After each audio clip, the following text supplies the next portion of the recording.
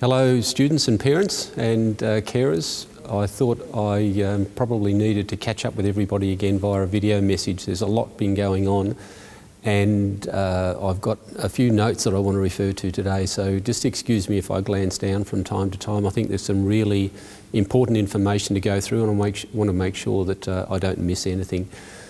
I want to start, look, there are a range of COVID-related matters that are really important that I need to talk about, but before I get to them, a few other things.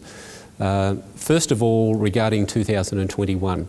So for our current Year 11 students and for any prospective enrolments who might be seeing this message as well, it's important that you're aware that we're doing our subject selections and our enrolments at the moment. So our current students obviously don't need to re-enroll. There's just a subject selection process for you, and advisors have given you that information. There's our program guide sitting on the front page or available from the front page of our website.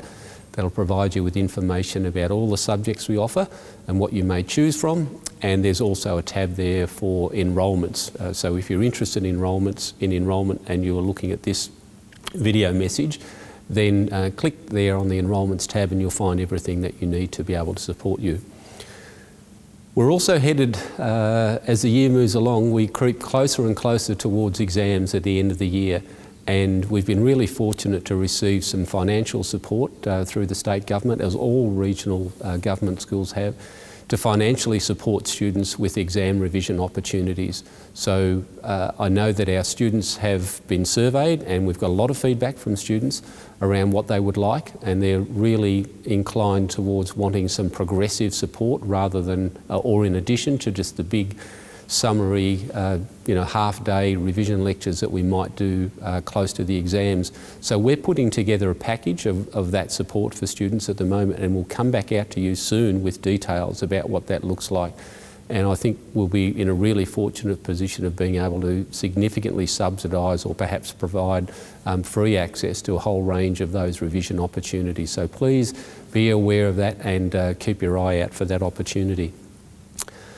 The other things that happen towards the end of the year that are really important for us and our students, of course, is our awards, our graduation ceremony, our Year 12 celebration on their last day, and we're doing a lot of contingency planning at the moment around what those will look like if the current level of COVID restrictions remain in place or if they get worse.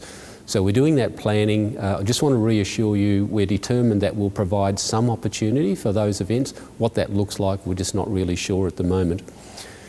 I also know that there's a lot of planning going on by the Victorian Curriculum and Assessment Authority around exams, which leads me to talk about the GAT, the General Achievement Test, which is coming up on September the 9th. And I think in this year, given some of the uncertainty around what might happen with exams, students perhaps being unwell, who knows what would be happening in schools at that time, the GAT is critically important. It's going to be more important than ever. So we will be running students through some support sessions soon so that they understand the format of the GAT, what that looks like, and how they can perform at their best, because in a really dire situation, what happens is that the performance on the GAT, together with the teacher judgments of student achievement, allow a study score to be arrived at. So it's really important that students engage with the GAT and perform the best that they can on the 9th of September. And we will have another video message out to you very soon about the GAT. Now, on to more specific COVID-related matters, and starting with yesterday's announcement regarding masks. We posted something on our out to you via Compass yesterday, really at the request of some students and parents who'd been saying, could we just reinforce the message around the value of students wearing masks. So we pushed something out to you. It led to a few questions. We clarified that, and half an hour later, as seems to be happening these days, there was an announcement from the Premier that as from midnight on Sunday, there's going to be a requirement for everybody right across the state of Victoria to be wearing face coverings when they venture away from home, or when they're even in their homes when they have other people outside their immediate family members present. So the key things that our students need to be aware of and families need to be aware of is that as of Monday, students need to provide their own masks. We will have an emergency supply here of disposable masks for students who perhaps by Monday haven't been able to source some, or something else happens, masks become dirty or torn, or there's some situation where we need to provide a mask. So we will let students know where they can pick those up. In the first instance, you'd come to our Student Support Centre or our Wellbeing Centre, or one of our assistant principals or myself to obtain one of those disposable masks. But we do expect that that students will provide their own because we do have a limited supply of those disposable masks. There are exemptions available, and you will probably have read about those exemptions available for students with particular health conditions and a couple of other situations. We've probably already got those circumstances documented on Compass, but if for some reason you require an exemption and you think we're not aware of the grounds, then please do let us know. Before Monday preferably, but most likely, given the timing of this message, on Monday, that would be really helpful for us. There are no other exemptions available. We can't have students or staff refusing to wear a mask just because they object and they don't think that this should be done. We know that across the state that there are fines in place for people not wearing masks, and here at school that expectation exists as well. So we'd like to see everybody masked up first thing on Monday morning, and students need to wear those on their way to school as well. Not in the car if you've just got family members, but certainly if you're travelling via bus or other means, make sure you have your mask on. One of the things I think that will do is it'll provide a really strong or a further level of reassurance to students and to staff around the fact that we're maintaining the safest and the healthiest environment that we possibly can here at school. So it's really part of a broader approach that includes our really regular cleaning. We're certainly cleaning down all tables and chairs really thoroughly at the end of the day and progressively through the day. We've got additional cleaning occurring of touch surfaces progressively throughout the day. So there are some things that we can do as a school, but ultimately there's a significant level of individual and personal responsibility here for everybody. So I'm going to re-emphasise those things again. One, maintain good hand hygiene. I think we've all learnt this over the last few minutes, but that's a really important thing that we need to keep doing in addition to wearing masks. It's very important that students, if they feel unwell, that they stay at home and that they go to get tested. I think that's almost the most important thing that people can do at present. And of course, maintain social distancing. We know that, or you should be aware that we're doing that to the very best of our ability in classrooms, and we have capacity in many of our classrooms to provide a good level of social distancing. But the thing that probably concerns me with young people, both here at school and out in the community, is that young people are treating the requirement for social distancing fairly casually.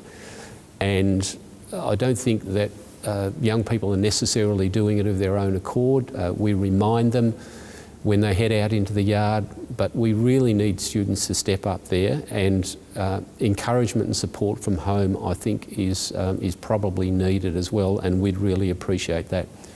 I think one of the reasons for that casual approach is that young people think they're somehow bulletproof. I just want to remind everybody that you can be asymptomatic, you can be displaying no symptoms and be carrying the virus, and you may be passing that to other people, to your fellow students, to parents, to your grandparents, to your friends, and through them to their families. And I don't think any of us want that responsibility, or we shouldn't want to be carrying that risk. So it's really important that everybody does the right thing. So we'll continue to remind students about the need to distance when they're around the school.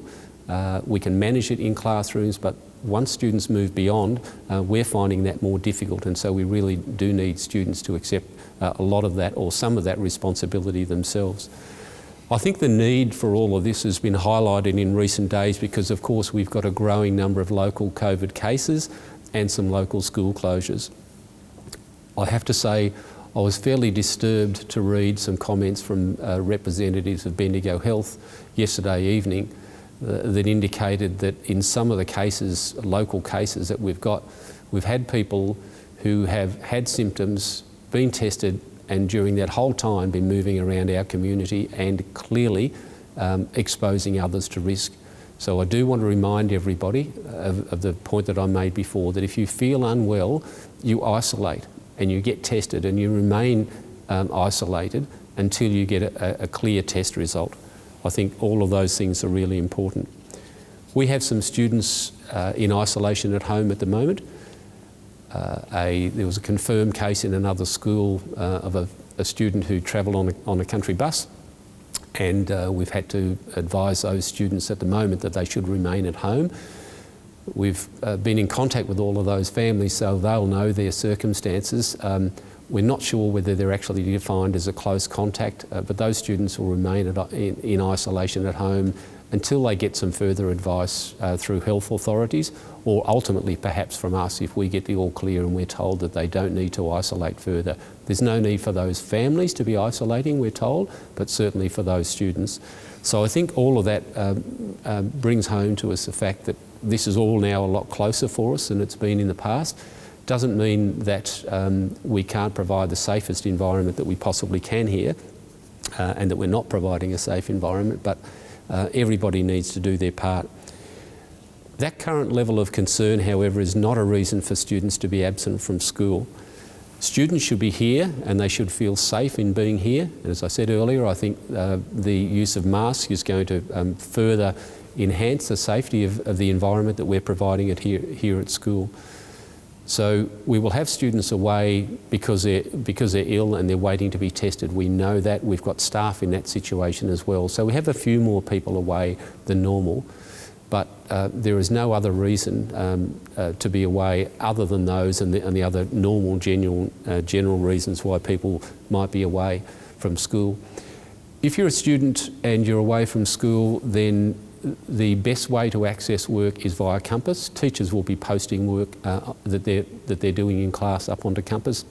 Please don't be contacting teachers directly and insisting or requesting that they provide additional work beyond that. Some teachers may contact you to provide that, but please rely upon what you see in Campus.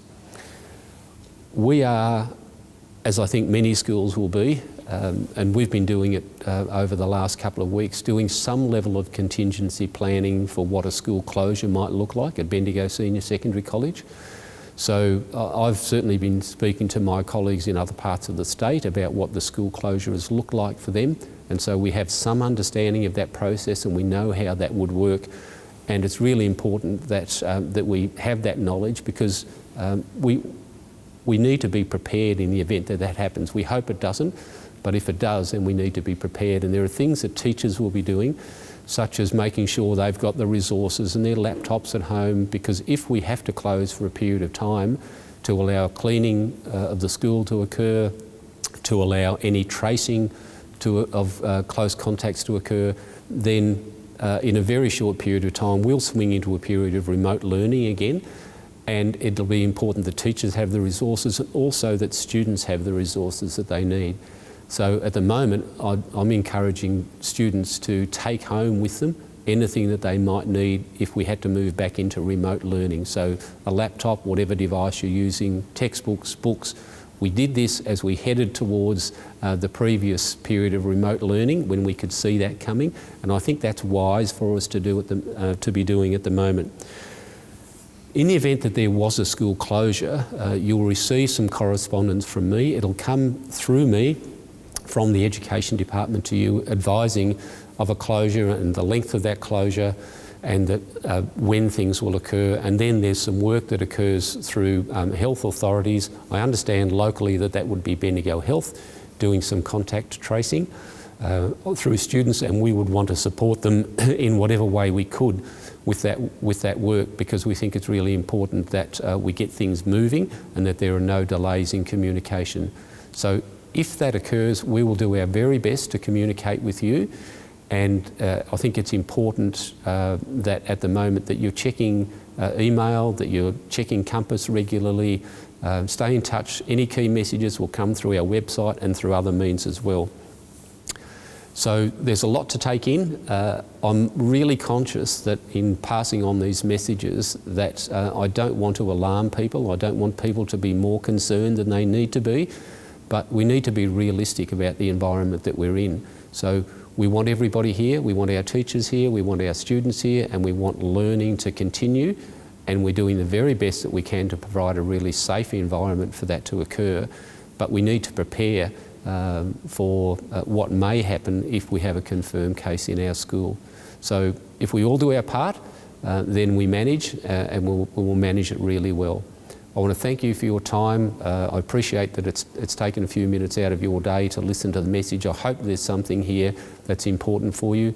And as I've said just a moment ago, please keep your eye on Compass and stay in touch with us. Make sure you're checking out what's happening at the college, and I'll be in touch with you very soon again. I think that the next time I speak with you, probably through one of these messages, might be about the GAT. I know that at the moment sometimes we're sending messages out and they're almost out of date by the time that parents get them. The information changes so quickly, but this is the best that we can do at the moment. I've given you everything that we know, and we look forward to continuing to support all of our students on site. Thanks everyone.